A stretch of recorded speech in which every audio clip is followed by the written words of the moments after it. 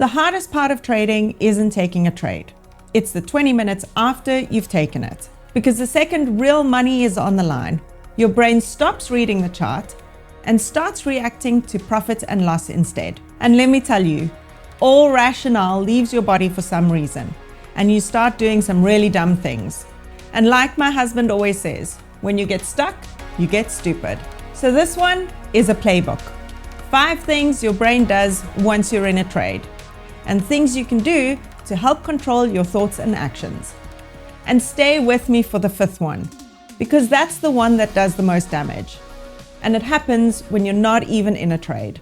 Problem 1. You take the trade and it starts moving your way. It's green, it's climbing, everything is going exactly how you wanted. And somewhere in your head, without really deciding to, you've pictured it just going up in a straight line, straight to your target. But that's not how price moves. It never goes straight anyway. It moves up, it pulls back a little, and it moves up again. That's completely normal. That's just breathing. So the moment it turns down even slightly, it doesn't match the picture in your head. And you panic. You start second guessing the whole thing.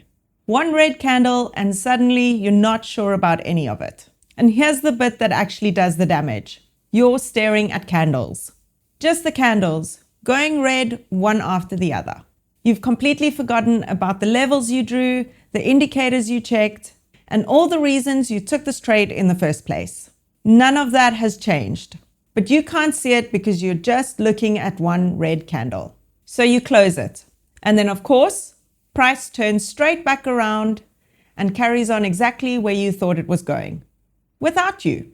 This one is really about trust. You did a load of work before you took this trade. You had a whole strategy, and then you let one red candle talk you out of every bit of it. So the fix is to plan your trade properly and then walk away from it. Because a 4-hour trade does not play out in an hour. It might take a day or it might take a week. If you sit there watching every 5-minute candle, every little pullback is going to feel like the trade is failing. When it's just normal price movement inside a move that's still going your way. You have to keep looking at the bigger picture. You took this trade on a particular time frame for a particular reason. So judge it on that time frame, not the last 5 minutes of candles. Write your trade down when you take it. Why you're in, where your target is, and what would actually tell you when the trade is wrong. And notice that a small pullback is not on that list. A red candle is not on that list. The only thing that matters is whether the one thing you said would break that trade has happened.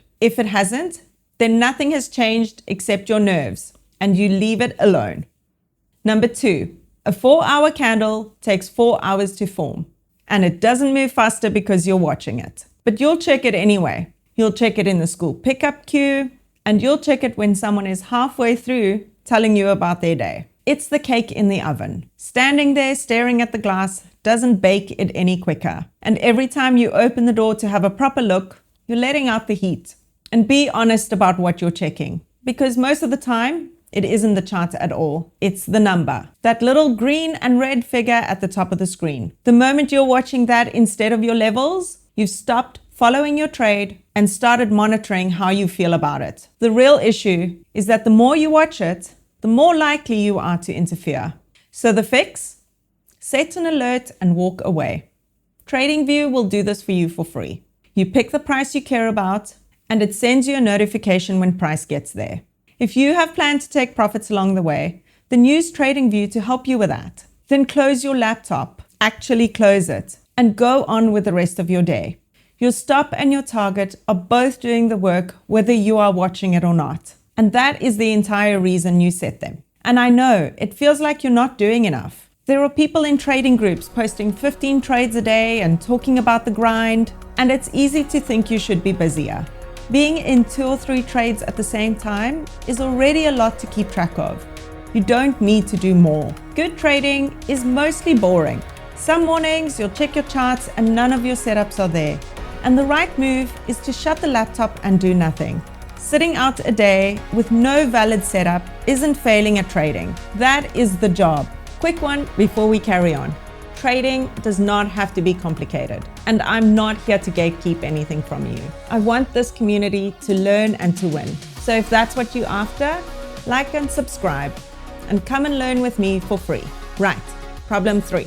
This one never feels like a mistake when you're doing it. It feels like a win. You're up $12 and your target is 60. But 12 is real and it's sitting right there and it might disappear. So you take it. And then you sit and you watch it walk all the way up to your 60 without you. You didn't make $12 that day. You gave away 48. It's like taking the cake out at 20 minutes because the top looks done. You wanted a cake, but you ended up with something half-baked. And what's actually going on underneath isn't what most people assume. The real problem is that you never set a clear goal in the first place. You don't know what you're aiming for. And every green number turns into a negotiation with yourself. And that negotiation is exhausting. So you close it early so you don't have to deal with all that chatter in your head. And it goes the other way too. Sometimes you hold past 60, waiting for the 100, and then you end up giving it all back. Same mistake, opposite direction. You didn't decide where you were going to take profit, so you're just making it up while the trade is live. The fix? Decide on your goal before you take the trade. That's why we built the goal tracker in the app. Not because a number on the screen is magic, but because the decision is already made before any live market pressure hits you. I know what I'm aiming for, so I'm not standing there arguing with myself while the trade is live. And when I hit it, I can take it off the table and leave a little bit running if that's what I plan to do. And there's a way to have both, which is what I do actually most of the time. When price gets to my goal, I take some profit off the table. So the day is a win, it's banked, and nobody can take it away from me. And then I leave a little bit running, a moon bag. So if it keeps going, I'm still in it. So there's no decision left to make while the trade is live. My exit is already set. My profit is banked when it hits, and the moon bag runs on its own. I made that plan with no money on the line, when I could actually think. The version of me watching the candle in real time never has to make that call. Problem 4. You planned this trade properly. You worked out your risk to reward, you decided where you were getting out where you were wrong, and you set your stop there. And then, once you're in it, you go and mess with your plan. Price comes down towards your stop, and you don't want to admit that you were wrong. So you drag your stop down, only slightly, and then a little bit more. It's the same as bedtime. You told your kids 7:30. Then it's 5 minutes more, and 5 minutes more, and next minute it's 9 o'clock and everybody's crying, including you. You knew the right answer when you were calm. You just talked yourself out of it in the moment. That's nothing but a lack of discipline. And that's exactly what moving your stop is. You set it in the right place when you were thinking clearly, before there was any money on the line.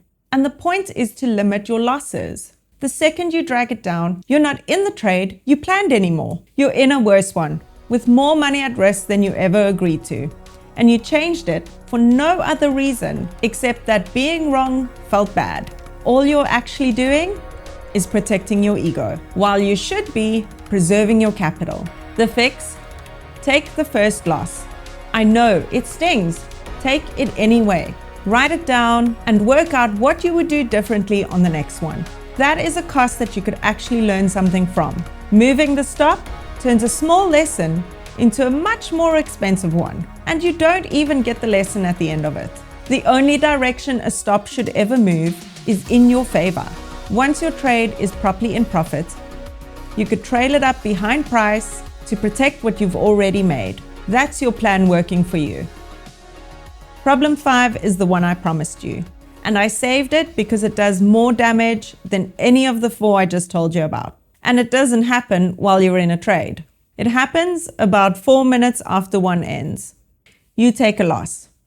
And that's fine. Losses are part of it, and you knew that before you started. But there's a feeling that turns up afterwards. And it isn't really about the money. It's that you were wrong, and you would very much like to not be wrong. And a calm, reasonable sounding voice says, right, let's just get that back. So you go looking, and you will find something, because there's always something. A setup that nearly qualifies. Not quite, but nearly. And you take it. A bit bigger than what you normally would, because a bigger one gets you back to level faster. This is pure ego at work. That isn't a trade. That is you trying to make yourself feel better. And it has nothing to do with your strategy. You wouldn't have looked twice at that setup an hour ago. And it almost never stops at 1. You take another 2, maybe 3, none of them planned, none of them according to your system. And by the end of the afternoon, all your profit that you built up is gone. This is like revenge gambling at the casino. That could be 2 weeks of good work wiped out in a single day. So the fix? Decide now, while you're calm and nothing is on the line, what makes you stop for the day. For me, I wouldn't trade that same asset again that day. And overall, if I take 2 losses in a day, I'm out until tomorrow. I mean, laptop closed, I'm done, see you tomorrow. It feels ridiculous on a good day, like you're walking away from money that's right there. But the rule isn't for good days. It's for the one day you've taken 2 losses. You're angry, you're doubting yourself, and you're about to end up like the old lady just feeding the slot machine. What you should do is write down what happened while it's still fresh. What you saw, what you did, and where you think you went wrong. And leave it completely alone until the next day. The following morning, go back to that journal entry and work out what actually needs fixing. Maybe you entered early, or maybe the level wasn't as strong as you thought. Maybe there was nothing wrong with the trade, and it simply didn't work, which happens to everybody and isn't reason to change anything. Quite often, the buyers and sellers simply don't show up. That means going back to the drawing board the next morning, not that afternoon, because whatever you decided in the 20 minutes after a loss is not a decision, it's a reaction. So that's the playbook.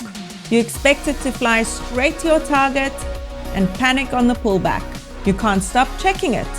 You close your winners far too early, you move a stop you should have left alone, and then you try to win it back. All 5 are completely normal. And every trader I know has probably done all 5. The ones who look calm about it now are just further down the line than you are. They are not built differently. And that number in your account is not a score for how you are doing as a person. A bad week means you had a bad week. And your brain will try to turn that into something much bigger about who you are. The fix isn't about feeling lesser than. It's that the rules you set when you're calm protect you from the irrational person you become when you're in a trade. That's all a trading plan really is. It's a message in a bottle from the sensible you. And if you're a woman who's ever been made to feel that she's too emotional for this, I'd like you to hear this properly. Noticing what you feel and building a system around it doesn't make you a weak trader. That's the job. There are thousands of us doing exactly this. So come and find us. One skill at a time. See you next time.